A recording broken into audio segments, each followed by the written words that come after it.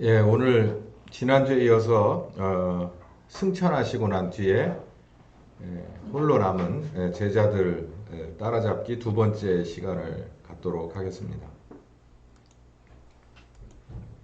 오늘 두 번째 시간에는 마음을 같이하여 저녁 기도에 힘썼다라는 얘기를 중심으로 하겠습니다. 먼저 복습을 좀 하겠습니다. 예루살렘으로 돌아오다. 지난 시간에 제자들 따라잡기 첫 번째는 예루살렘으로 돌아오는 결정을 내렸던 제자들에 대해서 같이 돌아봤습니다. 그들은 두 가지가 완벽하게 바뀌었습니다. 예수님이 승천하시고 나서 이 사람들에게는 크게 달라진 두 가지가 있었는데, 첫 번째는 먼저 하나님의 나라와 하나님의 뜻을 구하는 제자들이 됐다라는 겁니다. 그 전에 그렇지 못했다는 거죠. 자기 생각이, 자기 목적이 예수님의 것과 달랐다는 겁니다. 아들 예수님은 아버지 하나님과의 목적이 같았는데, 이 제자들, 12명의 제자들, 그리고 따라다니던 사람들은 예수님과의 목적이 달랐어요. 오늘 그런 얘기가 좀 더 자세히 나오겠지만, 그 달랐던 것을 이제 바꿨습니다. 이제 같이. 그래서 같은 곳을 바라보는 사이라는 얘기를 제가 했죠. 하나님 나라와 하나님의 뜻을 구하는 제자들로 이렇게 바뀌어 버렸습니다. 두 번째는 하나님과 같은 곳을 바라보며 공감하는 제자들이 되었다. 십자가를 지고 죽음에서 부활하신 나사렛 예수는 그리스도다라는 것을 반드시 이거 증거해야 된다라고 하는 그런 이 열정이 속에 있었다라는 거죠. 그리고 복음이 왜곡되고 부정당하고 있다는 것에 대한 의문이 좀 있었어요. 예수님의 증인으로서 성령님 따라서 그래서 땅끝까지 갈 거다라고 하는 이런 마음이 있었다는 겁니다. 이런 마음이 있어서 예루살렘으로 돌아오게 된 거지, 그냥 뭐 갈 데도 없고 뭐 이런 마음은 절대 아니었다는 거예요. 그런 정도의 의지로는 우리는 신앙생활하기 어렵습니다. 뭐 지금 뭐 이미 그렇게 됐고, 지금까지 혹시 그래 왔다면 아마 앞으로는 각오를 단단히 해야 될 겁니다. 그래서 오늘 이 말씀을 중심으로 해서 이제 두 번째 얘기를 펼쳐갔는데, 오늘의 이제 제목은 이제 전혀 기도에 힘쓴 제자들입니다. 사도행전 1장 11절에서 14절까지 다시 한번 읽어보고 본문을 보면서 우리 말씀에 들어가도록 하겠습니다. 읽어봅시다. 가로되 갈릴리 사람들아 어찌하여 서서 하늘을 쳐다보느냐? 너희 가운데서 하늘로 올려오신 이 예수는 하늘로 가심을 본 그대로 오리라 하셨느니라. 제자들이 감람원이라 하는 산으로부터 예루살렘으로 돌아오니 이 산은 예루살렘에서 가까워 안식일에 가기에 알맞은 길이라. 들어가 저희 요한은 다락에 올라가니 베드로, 요한, 야고보, 안드레와 필립, 도마와 바돌로메, 마테와 및 알페오의 아들 야고보, 셀로신 시몬, 야고보의 아들 유다가 거기 있어 여자들과 예수의 모친 마리아와 예수의 아우들로 더불어 마음을 같이하여 저녁 기도에 힘썼다. 이 본문은 뭐 성경이 다 그렇습니다. 뭐 비교적 자세히 나온 데도 있지만 대부분 한 99%는 그 내용을 이렇게 깊게 이해할 만큼 이 서술어가 별로 없어요. 성경은 그냥 이렇게 줄거리만 이렇게 딱딱 써놓고 지나가는 그런 문체입니다. 그래서 여기 굉장히 중요한데, 여기 그 짧은 한 4절 정도 되는, 뭐 한 단락 정도 되는 요 얘기를 가지고 이제 이 안으로 이제 파고 들어가 봐야 되는 거예요. 이걸 어떻게 그냥 우리 스스로 할 수가 있겠습니까? 그래서 이거는 이제 여러 성경 말씀들을 종합해서 봐야 되는 작업이 좀 필요하죠.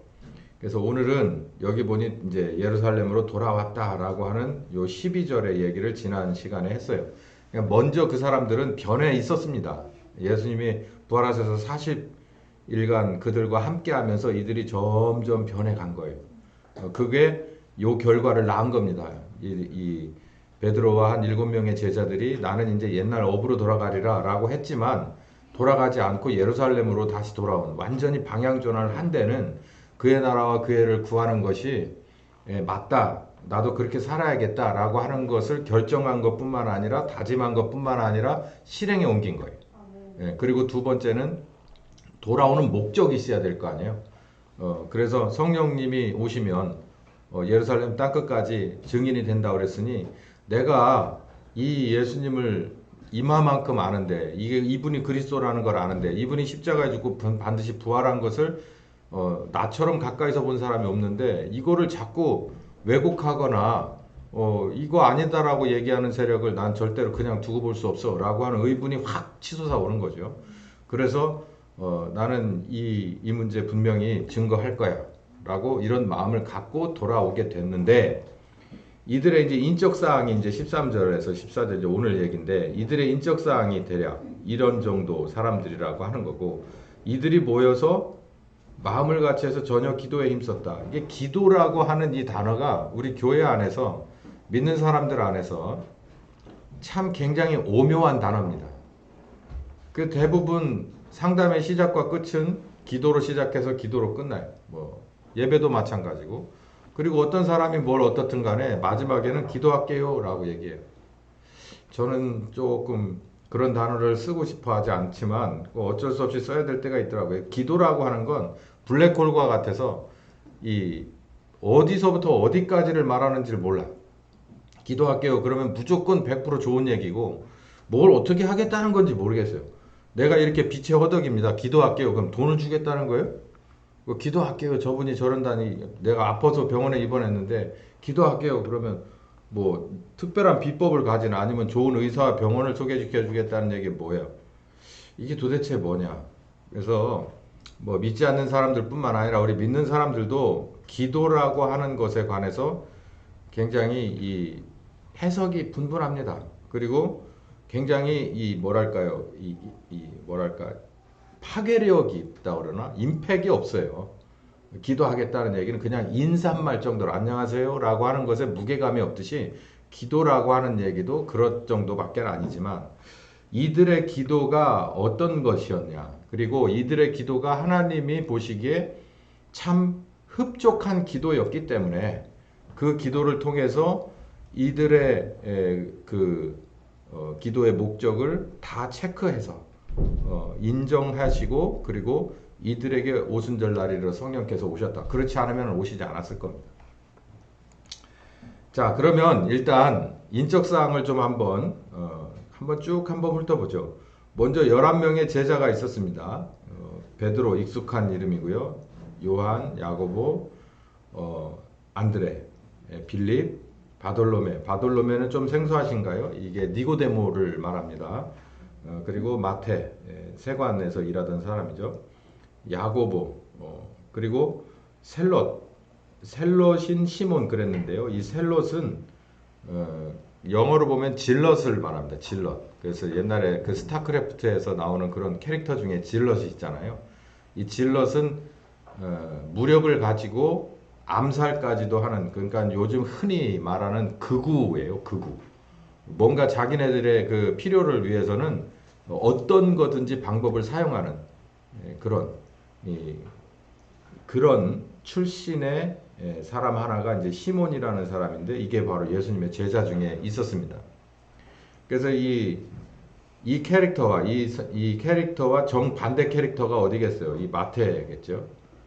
이 세리였던 사람하고 이 시몬이라는 사람은 이게 아주 성격이 잘 맞잖아요. 근데 예수님의 제자 중에서는 이렇게 완전히 극과 극인 성격의 사람들도 있었다는 것을 볼 수 있죠.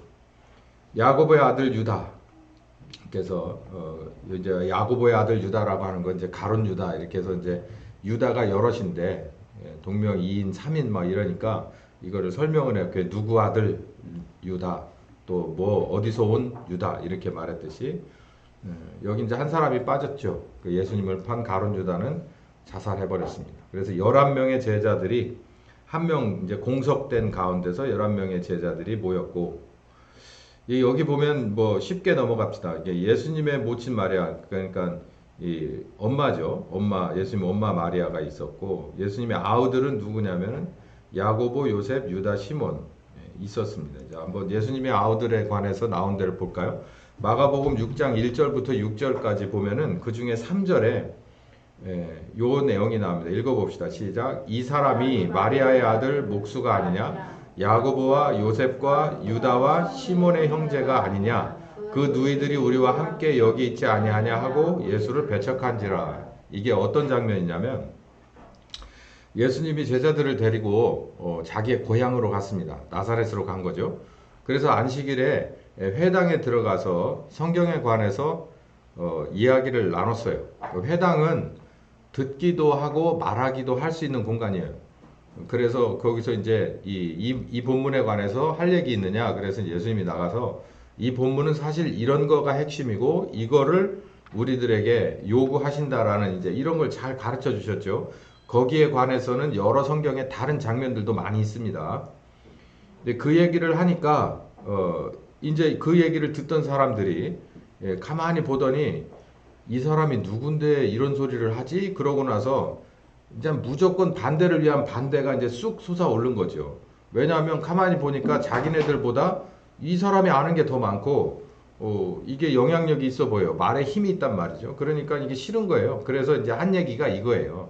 이 청년이 도대체 누구야? 그러니까 어떤 사람이 마리아 애들 목수가 아니냐. 그러니까 여기 보면 요셉의 아들이라고 안 하고 마리아의 아들이라고 한 걸 보면 아마도 예수님이 결혼하기 전에 임신해온 그런 출생이다라는 것을 다 알고 있던 거예요. 그 동네 사람들은. 그래서 요셉의 아들이라고 얘기하지 않고 마리아의 아들이라고 얘기한 거예요.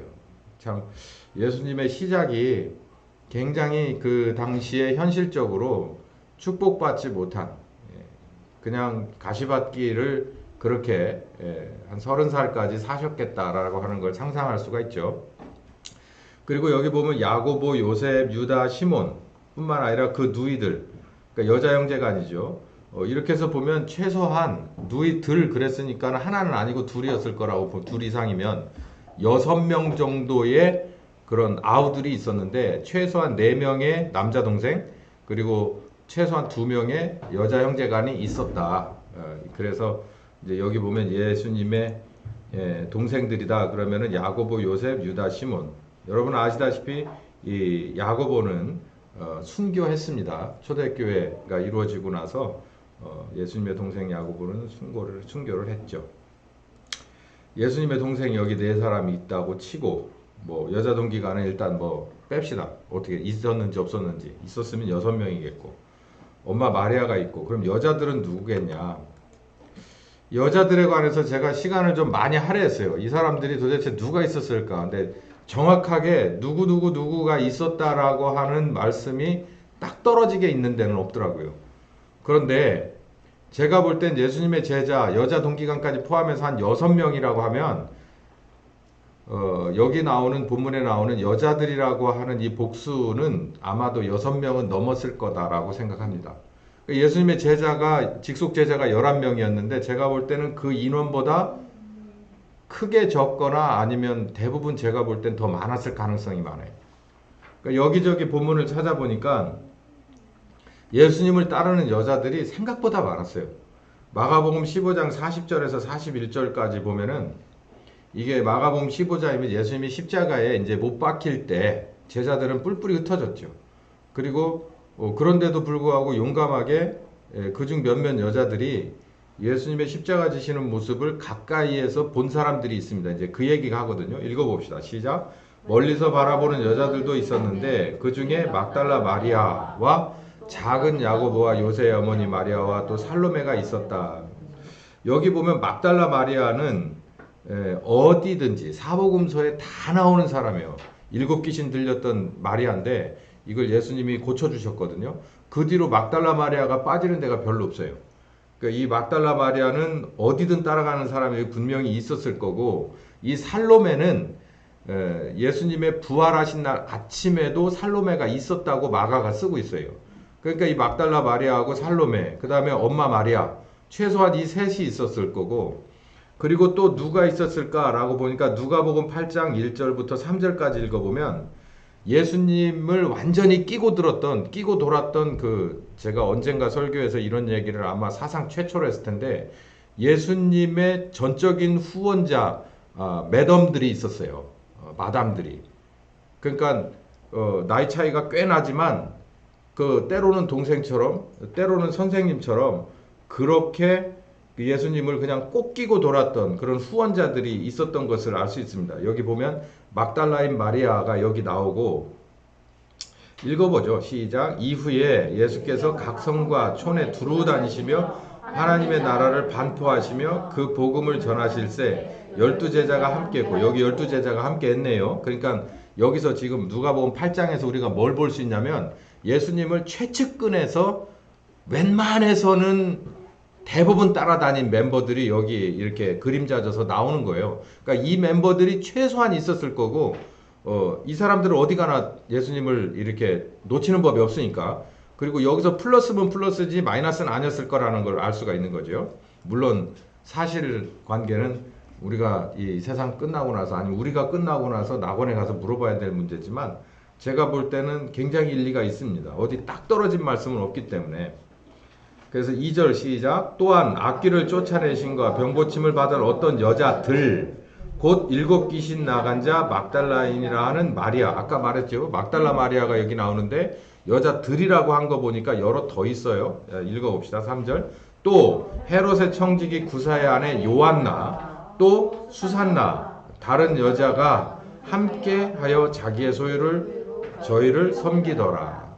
그러니까 예수님이 다니는 데마다 자기들이 주머니 돈을 꺼내서 한 그 마담들이 여기 이렇게 있었어요. 근데 이게 그냥 그런 게 아니라 그냥 이거 미남이라서, 아니 하는 말이 되게 좋아서가 아니고 예수님하고 직접적인 연관이 있었다. 그러니까는 뭐 그냥 적당히 자기가 마음에 우러나서 좋아서 정도 수준이 아니고, 자기가 이거는 정말 아니다라고 하는 심각한 상황에서 예수님으로 말미암아서 구원받은 경험이, 뭐 치료를 받았든 해결을 받았든 공급을 받았든 뭘 했든, 여기 보면 막달라 마리아는 한 귀신도 아니고 7 귀신이래요. 7 귀신을 뭐 누가 어떻게 그걸 제어하겠습니까?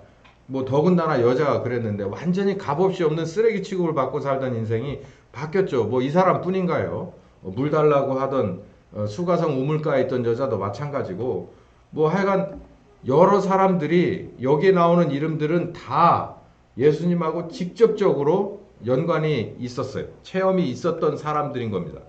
그래서 이 사람들이 심지어는 자기의 소유로 저희를 섬겼다. 제자들을 섬기기도 하고, 예수님을 포함한 제자들을 섬기기도 하고, 자기네들 전체가 가는데 누군가가 도움을 주면 좋고, 그렇지 않을 바에는 자기네들이 자비량해서 선교를 다니고 전도를 다녔던 그런 여기 이 장면이 누가복음 8장에 나오거든요. 정말 이 성경에는 이렇게 남자 위주로 된 역사이기 때문에 남자 위주로 초대교회도 굴러간 건 사실이지만, 그 뒤에 보이지 않는 이 빙삭의 일각의 수면 아래에는 이렇게 정말 이 겉으로 드러난 남자 안수 집사 혹은 뭐 관리하는 장로들 그 이상에 가는 이 요즘 말로 여자 권사님들이 이렇게 잔뜩 있었다는 것을 볼 수 있습니다. 그러니까 이 사람들이 모두 합쳐져서 예루살렘으로 돌아와서 마가의 어머니가 제공한 다락방에서 거기 모여서 이제 기도에 들어가게 된 것을 볼 수 있죠. 모인 사람들 하면은 여기 11사람, 뭐 여자들 뭐 한 10명이라 치면 21사람, 22, 셋, 넷, 다섯, 여섯, 한 30명 정도 수준, 많이 잡으면 한 30명 정도가 모여서 기도하지 않았겠나 라는 겁니다. 근데 이 본문을 쭉 보면은 여기 대략 한 30명에서 시작이 됐는데, 여기가 안 나오네요. 한 15절에 가면은 이 사람들이 몇 명으로 늘어나느냐면 약 120명이었더라 라고 본문이 되어 있거든요. 여러분 본문 한번 보세요. 성경 있으시면. 제 말이 맞을 거예요. 그러니까 대략 우리가 시작된 게 한 30명, 많이 잡아 30명인데 그게 한 4배 정도로 불어난 거예요. 그러니까 기도한다고 하니까 불과 며칠 사이에 한 120명 정도로 모인 겁니다. 그걸 이렇게 안으로 들어가서 가만히 그 상황을 엿보면은 다 흩어진 줄 알았어요. 나머지 30-40명을 제외한 사람들은 어떻게 하나 관망을 하거나 아니면 자기 있는 곳으로 가서 자기 일을 했겠죠. 그런데 마가의 다락방에 여전히 흩어지지 않은 무리가 모여서 기도하고 있다라는 소문이 빠르게 퍼지고, 이거 모여야겠다라는 생각을 갖고 한 120명으로 불어난 겁니다. 그런 과정이 여기 아주 짤막하게 묘사가 되어 있어요. 자, 그러면 오늘 말씀의 핵심인데 뭘 기도했냐, 뭘. 제가 아까 기도할게요, 기도합시다 그러면은 이 문제 우리 같이 기도합시다. 뭐 통성으로 기도합시다. 그냥 우리 여러분 가서도 있는 처소에서 무시로 기도합시다. 개인들끼리도 아이고 기도합시다. 뭐 혹은 기도할게요. 뭐 이렇게 얘기하는 기도. 여기 사람들에게도 똑같은 단어가 적용되는데 전혀 기도에 힘썼다. 전혀 기도에 힘썼다는 건 기도에 집중했다. 뭐 오직 기도만 했다. 뭐 이렇게도 번역된 성경은 있어요. 기도에 집중했다. 이렇게 나와요. 그럼 우리 기도. 이게 성경에 나온 단어 중에서 믿음이라고 하는 단어, 기도라고 하는 단어, 이 구원이라고 하는 단어, 이런 것들이 그 품어내야 될, 또 이렇게 분출해야 될 그런 의미는 어마어마한데 그 단어의 그 문자의 한계가 있어가지고 도저히 그거 가지고서는 오히려 더 악영향을 끼치는 몇몇 개 있어요. 그 중에 하나가 기도입니다. 기도. 기도 그러면은 우리는 기독교인인데도 불구하고 뭐가 생각나냐면 두 가지가 생각나요. 기도하면 통성기도. 뭐 어쩌면 새벽기도. 그리고 기도하면은 절에서 암자에서 그 하는 기도. 뭐 그런 걸 뭐 백일기도, 천일기도 이런 거 생각나요. 근데 왠지 우리는 토양 자체가 불교 토양에서 그렇게 여기 우리는 유전자 속에 기도라 하면 그게 먼저 툭 떠오른다고요. 아니면 막 오순절파에서 하는 그런 기도. 자, 이 기도는 뭘까? 마가의 다락방에서 11명의 제자들과 예수의 모친 아유들 그리고 여자들이 모여서 이제 나중엔 120명 정도가 돼서 전혀 집중해서 기도했다라는 것은 뭘 기도했을까라는 거예요. 자, 여기 답이 있습니다. 이 사람들은 이걸 기도했어요. 다른 걸 기도한 게 아니에요. 사도행전 1장 4절에 뭐라고 되어 있습니까? 뭘 기다리라고 그랬죠? 약속한. 미리 내가 너희들에게 요한복음에 14, 15, 16장에 약속한 뭐가 있어요? 성령을 말해요. 성령. 그리고 사도행전 1장 8절에는 무슨 성령을 또 말합니까? 1장 4절에 말한 건 보혜사 성령이고 1장 8절에는 또 무슨 성령을 말하냐면 오순절 성령, 사역의 성령을 말해요. 성령님은 누차 말하지만 우리 개인을 가르치는 성령님의 그런 모습이 있고 또 한쪽의 모습은 함께 나가서 이제는 일하시는 그런 양면성을 가지고 있어요. 그러니까 교실에 들어오면 선생님, 밖으로 나가면 사역하시는 그런 리더 이렇게 보면 돼요. 그분이 뭐 두 분이냐? 아니요, 한 분이에요. 한 분인데 필요하다면 가르쳐요. 또 필요하다면 수시로 무시로 가르치고 또 필요하다면 또 어느 정도 수준이 됐으면 거기에 맞는 일을 함께 하시는 거예요. 근데 여기 사도행전 2장에 보면 그 일의 수준이 굉장히 높은 거죠. 이건 훈련 차원에서 체험 차원에서가 아니라 이거는 정말 전 우주적으로 아버지 하나님이 일을 박박 깔고 창세기 3장 15절부터 내가 네 머리통을 까 부수어버리고 모든 것을 평정하고 내가 원하는 자들을 구원해 내겠다라고 하는 추수가 시작된 거죠. 지금 그렇게 된 지 2000년이 지났어요. 그렇기 때문에 이들의 기도는 뭐가 있었냐면 뭐를 할 수밖에 없었냐면 내가 이제 예수님 떠나가셨는데 이제 어떤 일에 종사할까요? 나는 어떤 기업을 주실 겁니까? 내가 자녀 문제가 있는데 이런 거 기도한 게 아니에요. 이런 걸 기도한 게 아니라 이런 거는 일단 접어두고 이런 거 그냥 다 내려두고 일단 이들은 나사렛 예수가 그리스도인 것을 부인할 수 없었기 때문에 제가 아까 그럴 만한 이유를 말씀드렸잖아요. 누가복음 8장에 따라다니던 핵심 측근들은 예수님이 다 그들과 직접적으로 그들의 상황 속에서 그들을 구원한 흔적이 있는 자들이란 말이에요. 그러니까 부인할 수가 없는 거죠. 그렇기 때문에 이들은 어떻게 하면 좋겠느냐. 예수가 그리스도라는 것을 너무나도 충분히 알고 있는 자들인데 그 얘기는 무슨 얘기냐면 이 얘기를 어떻게 해야 전할 수 있을까라고 하는 이런 그 현실의 갭을 가지고 있었어요. 그래서 기도에 들어간 거예요. 이걸 어떻게 하면 전할 수가 있겠습니까? 세상은 저렇게 왜곡돼 가고 있고 부정돼 가고 있는데, 예수님은 그리스도이시네. 나사렛 청년 예수는, 십자가에 죽은 예수는 우리를 위해서 죽으셨고 아버지가 살리신 우리의 그리스도가 되셨는데, 이거를 어떻게 저 모르는 사람들에게, 저 왜곡하려고 하는 저 무리들 앞에서 뚫고 전하겠는가라고 하는 이 고민에 기도가 들어가기 시작한 거예요. 우리도 이 수준이 돼야 되는 거예요. 요 안에 들어와서 저 밖에서도 교회를 생각하고 예수님을 생각하고 성경을 보는 이유가, 오늘도 먹는 것과 입는 것과 마시는 것 수준에서 있다면은 우리는 기도가 조금 바뀌어야 될 필요성이 있어요. 그렇지 않으면 항상 우리는 그 레벨에서 벗어날 수가 없어. 우리에게 자유를 주고자 했고 우리를 구원하려고 그랬어요. 자꾸 마태복음 6장을 꺼내게 되는데, 봐라. 이방인들이 늘 구하면서 살던, 역사적으로 인류가 시작되면서 지금까지, 지금 오늘 이 순간까지 먹는 것, 입는 것, 마시는 것에 사실상 종로로 타면서 살아가는 너희들 아니냐. 그런데 이제 새로 너희들을 이제 선택하여서 내 제자로 부른 것은, 여기서 너희들 구원받고 그리고 아버지의 나라와 아버지의 뜻이라고 하는, 정말 내가 너희들을 만물의 영장으로, 사람으로, 그리고 영적 존재로 만든 이유가 여기 있다는 것을 너희가 보여줘야 될 거 아니냐라는 건데, 우리가 이제는 2000년이 지나서, 초대교회가 열린 지 2000년이 지나서 복음으로 추수한 지 2000년이 지난 우리들인데, 그리고 우리들 개인적으로 보면 이 교회가 시작된 지도 꽤 됐잖아요. 그런데도 불구하고 우리들은 현실에 허덕이면서 오직 그거 뛰어넘는 것에 숨가빠하고 힘겨워한다면 우리는 좀 문제가 있는 겁니다. 하나님의 뜻대로 되지 않은 거예요. 마태복음 7장 21절에 하나님의 뜻대로 되지 않은 것은 그 뒤에 참 쉽지 않아요.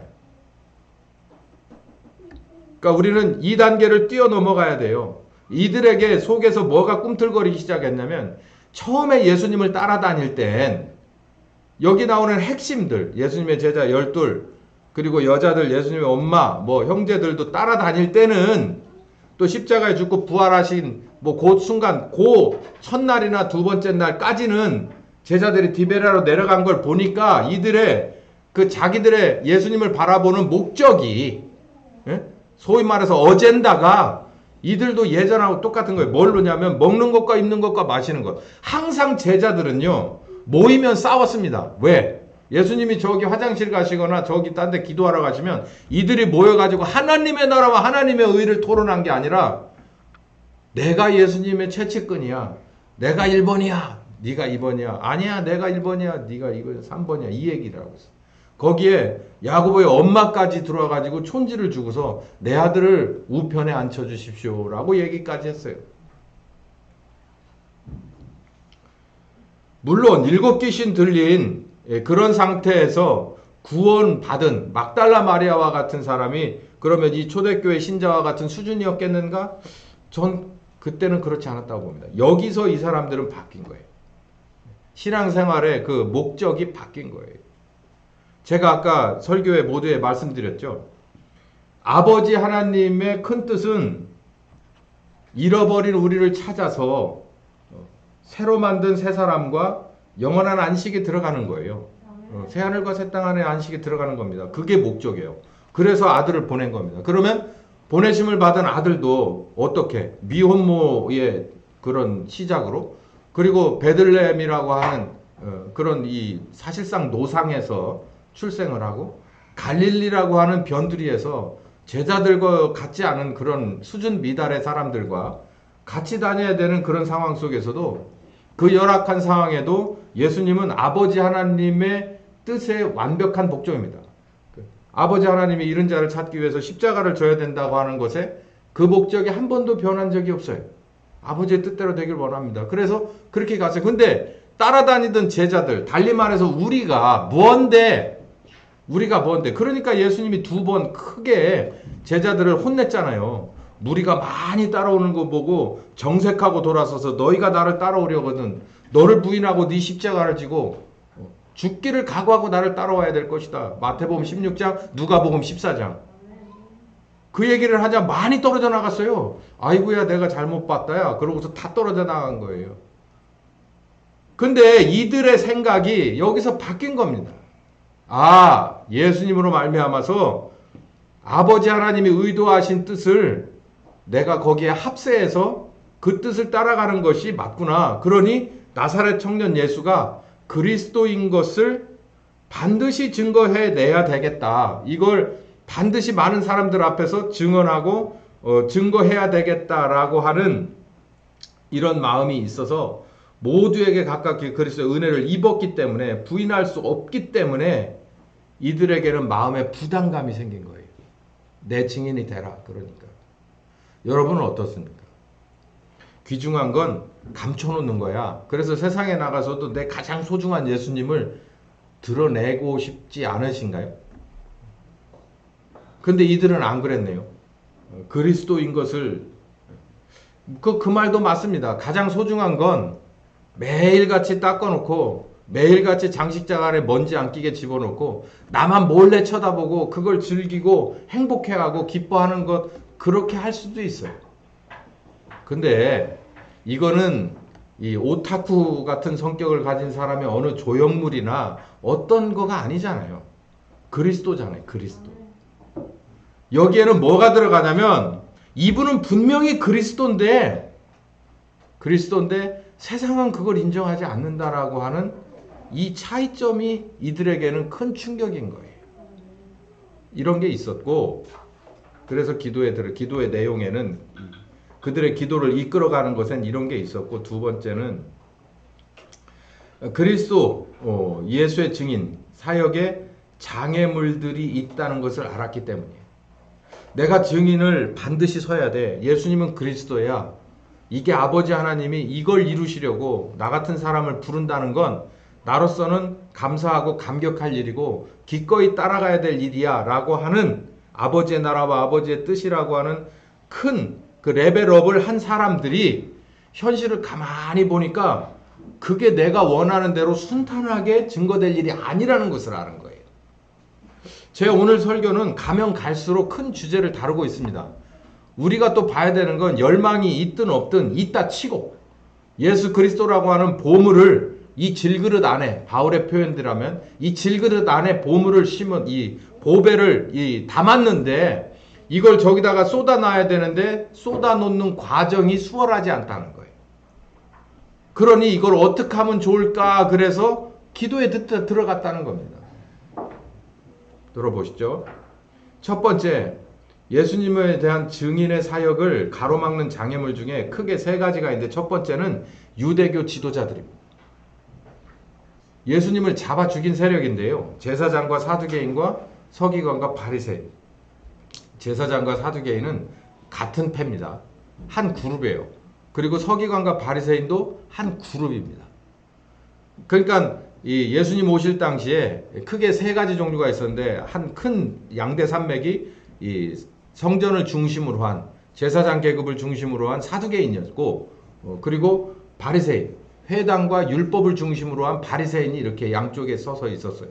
그리고 중간에 행정력을 장악한 헤롯 왕과 그리고 로마 그 총독이 있었고. 근데 여기서 보면 유대 지도자들이 만만치 않습니다. 이 사람들이 예수님을 때려잡을 때도 온갖 술수를 다 가지고 있어요. 그러니까 참 기가 막힌 게 예수님도 그렇게 말했지만 하나님의 아들이 왔는데 니들이 하나님 섬긴다면서 나를 배척하냐? 이렇게 말하는 이 넌센스다. 이렇게 본 것도 마찬가지인데 이들은요 쉽게 말해서 떡과 삭, 그러니까 월급이죠. 떡과 삭을 목표로 하는 유니폼은 다르지만 결국은 같은 사람들인 거예요. 왜 그럴까? 한번 보세요. 예수님이 종려나무 가지 들고 막 있는 제자들 사이를, 이 백성들 사이를 들어가서 가장 최초로 한 게 있습니다. 그게 뭐냐면 성전 안에서 장사하던 사람들을 다 뒤집어 엎었어요. 예수님은 딱 보고 아신 거예요. 왜 장사는 이 구역에서 안 하고 저 밖에 구역에서 해야 되는데 뭐 이런 차원이 아니라 그 커넥션을 본 거예요. 이 백성들이 반드시 이 성전에 와서 최소한 1년에 한 번 그 이상을 희생제사를 드려야 하는 그 뭘까요? 이렇게 옴짝달싹 못하는 그런 룰에 있었기 때문에 이게 일종의 여울목입니다. 여기다가 그물을 치면 다 오며 가며 다 걸릴 수밖에 없는 데예요. 그래서 최소한 성전에 와서 한 가족당 1인당 얼마 정도를 쓰고 가야 될 걸 계산이 나온 거예요. 이게 참 재미난 게 뭐냐면 무엇보다는 뭐 연불보다 뭐에 관심이 있다더만 이 제사장들이 제사에 관심이 없고 사람들이 들고 오는 돈에 관심이 생긴 거예요. 이거는 신약시대의 한중간에 거의 끄트머리에 와서 교회가 개혁돼 버린 카톨릭도 마찬가지고 개신교라고 예외일 수 없습니다. 저 사람들이 얼마 11조짜리냐라고 하는 계산은요, 그냥 가만히 있어도 머릿속에 들어오는 계산이고, 그 사람들이 몇 명이 있어야 교회가 어느 정도 급으로 성장해 나갈 수 있다는 것도 아주 기본적인 교회 성장하기의 기본이에요. 여기도 똑같아요. 그러고 보면 하나님의 반대쪽은요, 뭘 가지고서 우리들을 이렇게 이 노예로 만드냐면 바로 이 먹는 것과 입는 것과 마시는 것이에요. 황금입니다. 황금. 황금을 가지고 사람들을 사로잡기도 하고, 그리고 부려먹기도 하고, 죽이기도 하고, 살리기도 해요. 그걸 올무로 잡아서 포로로 만들어서 써먹기도 하고요. 유대교 지도자들이 온갖 수단과 방법을 가리지 않았습니다. 그러니까 이 사람들에게 있어서 제자들은 자기의 영역, 자기의 영역이 뭐냐면은 그냥 이 자기 어장이죠. 어장을 침범에 들어온 침입자 정도로 보인 거예요. 누가? 예수님과 제자들이. 그래서 예수님은 보기 좋게 잡았죠. 근데 제자들이 또 와서 내가 섬기던 예수, 니네가 잡아 죽인 예수가 부활하셨다라고 얘기하니까 이거는 이 사람들은 현기증 난 거예요. 근데 또 가만히 사실을 알고 보니까 부활한 게 사실이에요. 그러니까 이 문제를 어떻게든지 무마시키려고 노력을 하는 거예요. 왜냐하면 다른 게 문제가 아니라 자기들의 바운다리가 무너지는 거예요. 이거 심각한 일이잖아요. 영업을 해보셨습니까? 혹은 또 다른 비즈니스를 해보셨습니까? 자기가 지금까지 정말 오랫동안 일궈놨어요. 피와 땀을 들여서, 수고를, 눈물을 들여서 정말 발품을 팔아서 이마만큼 했는데 어떤 엉뚱한 것이 들어와서 이거를 반으로 나누어 버리거나 어쩌면 내가 여기서 쫓겨날 수 있는 그런 상황이 된다 쳤을 때 그 이 당혹감은 어떻겠어요? 이 사람들 그랬다는 거예요. 뭘 갖고요? 성전을 가지고 그랬어요. 율법을 가지고 그랬다는 거예요. 제사장과 바리새인들이. 왜 예수를 영접하지 못했을까요? 자기네들이 쫓겨나니까. 그 위치에서. 예수님의 위치에 서 있었어요. 그래서 거기서 쫓겨나게 생겼으니까 안 되겠다. 그냥 하나를 잘라내서 우리 모두가 평안하자. 이거 다 성경에 나오는 얘기 아니에요?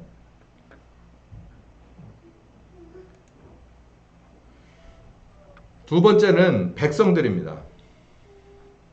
백성들이 참 이게 믿지 못할 사람들이에요. 종려나무 가지를 들었던 때가 있었으면 십자가를 요구하던 그런 이 아주 험악한 사람들입니다. 이 극과 극이죠. 마태복음 21장 6절에서부터 9절까지 보면 예루살렘의 마지막 일주일을 맞으러 입성하실 때 이들은 좋아했습니다. 막 이렇게 환영했어요. 자기 옷을 다 펴서 카펫을 썼어요. 그 예수님은 어린 나귀를 타셨지만 그 맞지 않죠. 나귀보다도 어른이 더 컸을 것 같으니까. 그 낑낑대는 그 나귀 새끼 등에 의거해가지고 이만큼 이렇게 걸어오시는 분이 뭐가 그렇게 좋았는지 하여간 이랬어요. 그러다가 불과 며칠 안에 마태복음 27장 21절에서 30절까지를 보면은 빌라도가 물어봅니다. 나는 이 사람보다는 뭐 별로 죄가 없다고 생각하는데 니네는 어떻게 생각하냐? 풀어줄까? 그러니까는 아니요. 십자가에다 매달으세요. 누가복음에 보면요. 이 얘기를 3번 물어본 걸로 되어 있습니다. 자그마치 3번. 야, 밀란을 일으킨 니들도 싫어하는 공공의 적 바라바를 살리래. 나사렛 예수를 살리래. 아니 이거 왜? 여기 21장에 보면은 예수님이 그리스도라고 외치던 사람들이 27장에 가니까 왜 그렇게 됐을까? 그래서 확인 차원의 3세판 3번 물어봤어요. 근데도 예수를 십자가에 죽이래요. 왜 그랬을까? 누가복음을 잘 읽어보면 뒤에서 쏘삭거린 사람들이 있었어요. 여론조작이죠. 선동. 선동을 하니까 홀랑 넘어가 버렸네. 예나 지금이나 군중은 그래요. 머리가 없어요, 머리가. 머리가 없어서 단지 뭐만 있냐면 더듬이만 있어요, 더듬이. 그 더듬이만 있는 게 백성이기 때문에 그 백성들한테 가서 예수가 그리스도라고 전하는 데 있어서 이 기도에 들어간 이 제자들과 측근들이 두려움이 있었어요. 왜냐하면 예수님을 처음에는 그리스도라고 받아주다가 불과 며칠 사이 한 3, 4일 뒤에는 죽이라고 하는 거예요. 사지로 몰아넣은 거예요. 왜 그랬을까? 제가 아까 말씀드렸지만 더듬이만 있는 거예요. 이걸 다른 말로 말하면 더듬이가 발달한 곤충이 있습니다. 그거는 대부분 뭐가 쇠퇴해 있냐면 눈이 쇠퇴해 있어요. 그래서 더듬이 가지고 뭘 하거든요. 이 백성들은요. 또 다른 종교 지도자들과 똑같아요. 결국은 똑같아. 뭐냐면 내게 유익 가는 점이 있으면 그리스도고 없으면 죽이라는 거예요. 아니 없으면은 말고 외면하면 그만인데 죽이라고 그러는 거예요. 왜 그랬을까? 뒤에서 그렇게 하라고 시키니까 그 사람들이 뭘 주니까. 그러니까 뭘 주면 멀쩡한 사람도 그리스도가 되고 안 주면 죽일 놈이 되는 거예요. 이 심각한 일이 밖에 이렇게 비일비재하게 예수님이 바로 불과 며칠 전에 그렇게 해서 십자가에 몰려서 죽은 걸 아는데 그리스도라는 것을 자기네들이 부인할 수 없는 사실이라 이걸 증거해 내고야 말아야겠다는 열망이 있어도 쉽게 못 나가는 거예요. 나갔다가는 예수님 꼴 당하니까. 누구들한테? 종교 지도자들하고 저 백성들이 합세하면 예수님을 십자가에 몰아넣어서 그 당시에 총독 권력과 그 당시에 왕이라고 하는 헤롯의 권력을 완전히 그냥 묵살해버리잖아요. 그냥 확 밟아버리잖아요. 결국 죽이라고 해서 죽었잖아요. 그러니까 자기들이 나가는데 두려움이 있는 거예요. 속에 뭐만 계속해서 끌어오르고 있냐면 의분이 끌어오르고 있는 거예요. 이걸 어떻게 하면 좋을까? 우리 예수님은 결국 십자가에 죽었는데 물론 부활하셔서 승천하시면서 너희들과 함께 할 것이다 라고 얘기는 했지만 가만히 세상을 현실을 가만히 보니까 못 나가겠는 거예요.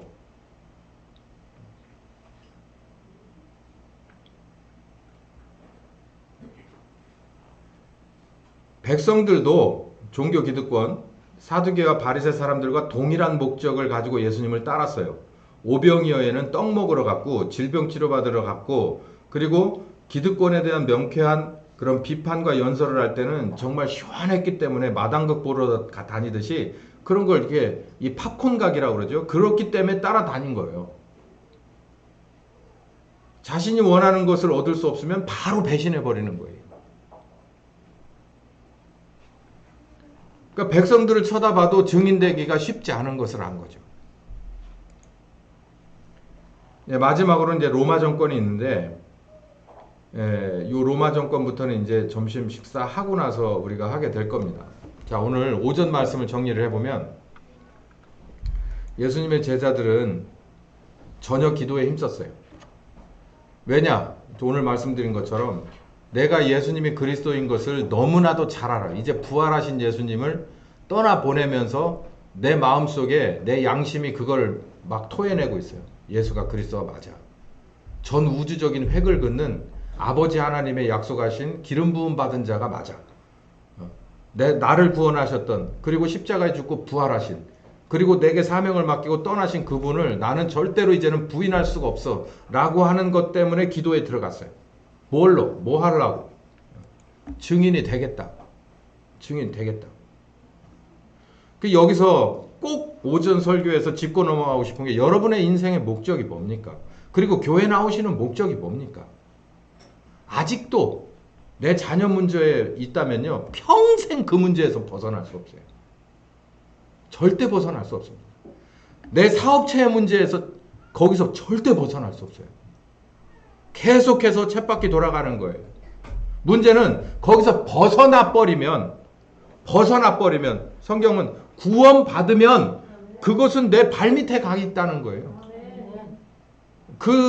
이들을 보면 우리가 그걸 알아야 돼요. 이들이 계속해서 디베라로 내려가고 싶어한 마음속에서 계속 그런 그 출구를 열어놓고 비상구를 열어놓고 있었던 것은 이게 걱정이 된 거예요. 내 현실이 아주 우리 모두가 갖고 있는 문제점들을 이들 또한 갖고 있었어요. 우리도 그 집 2023년이나 서기 1, 2, 3년, 30년 그쯤에 사는 건 똑같습니다. 사람 사는 건. 인간관계 다 똑같고요. 동서고금을 막론하고 인류학적으로 공통점이 있어요. 그거 뭡니까? 사람의 문제, 생로병사, 희노애락의 문제가 있는 거예요. 거기서 구원하려고 예수께서 오셔서 원죄를 사하고 성령님이 우리를 현실 속에서 어떤 하나님의 진정한 자녀와 빛과 소금으로 건져내려고, 그래야 이 모든 것들이 뭐가 되니까 언더 컨트롤. 예. 언더 컨트롤 되니까. 노아가 방주를 지으라고 그래서 120년, 뭐 어떤 사람은 뭐 70년쯤 됐다. 어쨌든 방주를 지었어요. 모든 걸 투자해서. 근데 제가 성경을 읽으면서 고민했습니다. 이거 암수해가지고서 짐승들을 끄잡아 당길 때 이거 어떻게 끄잡아 당길까? 되게 고민을 한 거예요, 이게. 그래서 어렸을 때는 몰랐어요. 선생님이 막 이런 설교, 막 융판 설교하고 막 이런 거 넘기는 설교할 때는 그런데 포인트가 없었는데 저는 그 궁금증이 있었어요. 어떻게 잡아들이지? 이것들 여러분 어떻게 들어왔어요? 나는 120년 동안 일가 모두 내 자식과 그리고 자부들까지 포함해서 모든 걸 투자해서 온갖 외풍을 맞아가면서 방주를 지어서 순종했을 뿐이에요. 방주가 다 되고 때가 되니까 어떻게 했다고 그랬어요? 아침에 자고 일어나 보니까 어떻게 했더라? 그 앞에 쭉 줄 서 있더라는 거예요. 예? 그래서 들어와 그러고 문 열어주고 빨리 들여보내 하나님이 그랬다는 거예요. 아, 이게 이런 거구나. 이게 이런 거구나. 우리들의 삶이 현실적으로 정말 내게 있어서는 내 눈높이에 맞는 최악의 고통이고 최악의 문제고 늘 업그레이드가 되지만, 사실 여기서 한 겹 올라가고 나면 하나님이 말씀하셔서 안 될 거 없고, 하나님이 관리하셔서 안 될 거 없고, 하나님이 손대셔서 역전되지 않을 일이 없는 거예요. 그게 바로 구원입니다. 구원. 그러면서 우리는 뭐에 전념하라고? 아버지의 나라와 아버지의 뜻에 전념하라고. 그런데도 내가 오늘 하루 먹을 것 구하러 다니는데 온 마음을 다 쓰고 시간과 정성을 다 써 상처 입은 마음으로 상처 입고 늙어가고 쇠하는, 이러다가 병원이나 어디 요양원에서 죽으라는 거 아니에요. 이들은 이제 마음이 새롭게 바뀌었습니다. 단지 한 가지가 염려스러운 거예요. 내가 세상에 나가서 그리스도의 증인이라고 외칠 때 저런 큰 장벽들이 이걸 어떻게 하면 좋을까? 아무리 생각을 해봐도 저걸 이길 자신이 없는 거예요. 그래서 기도에 들어간 거예요. 자, 오늘 오전 말씀 여기까지 하고, 우리 지금 애들이 아파서 그리고 여러 가지 문제로 오늘 결석이 좀 꽤 있어요. 우리 유건이가 먼저 아프기 시작을 했습니다.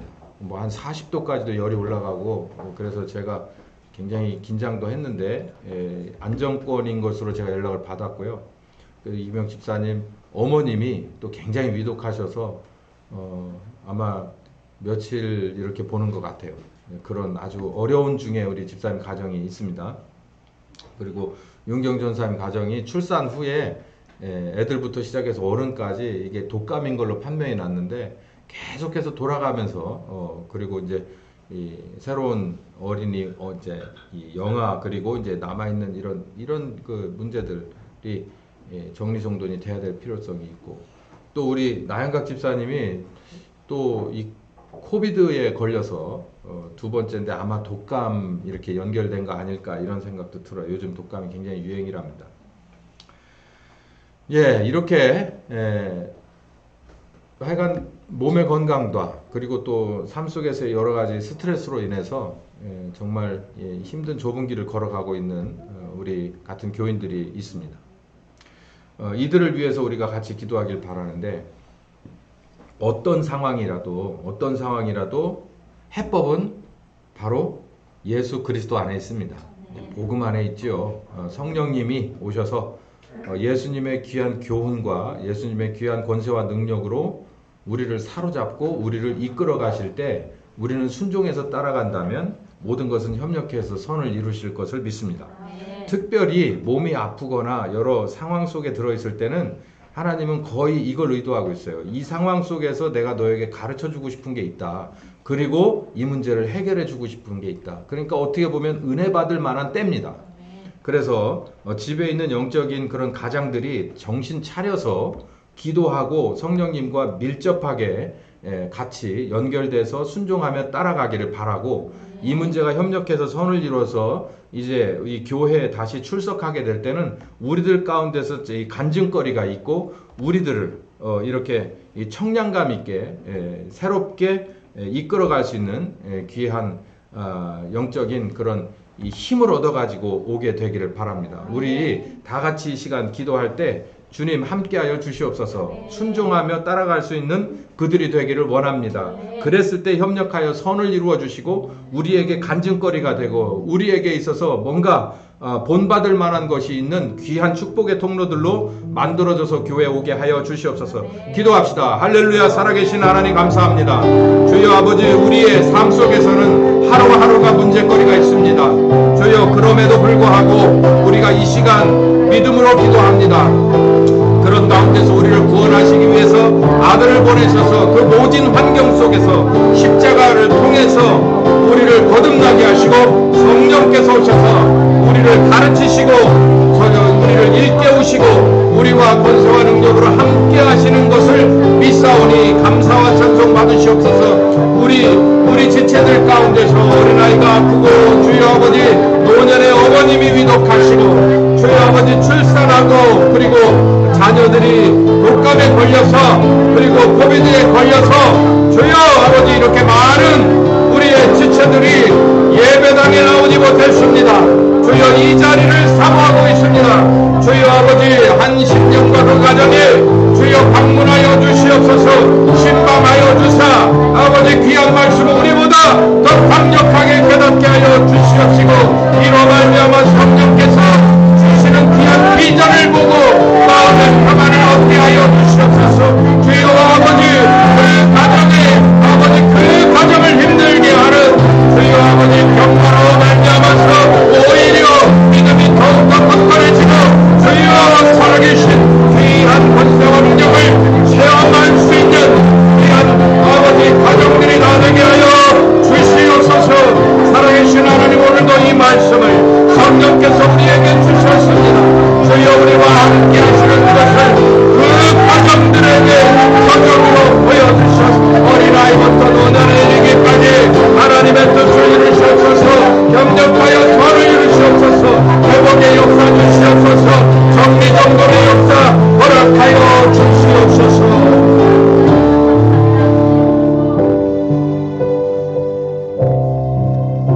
지금은 우리 주 예수 그리스도의 은혜와 아버지 하나님 극진하신 사랑하심과 성령님의 교통하시는 역사가 이제 초대 예루살렘에 모여서 승천하신 예수님을 뒤로 하고 전혀 기도에 힘쓴 이들의 신앙을 따라가기로 작정하는 한심령과 가정과 이 교회 그리고 특별히 오늘 이 자리에 오지 못한 새 가정에 함께 하시기를 예수님의 이름으로 축원하옵나이다. 아멘.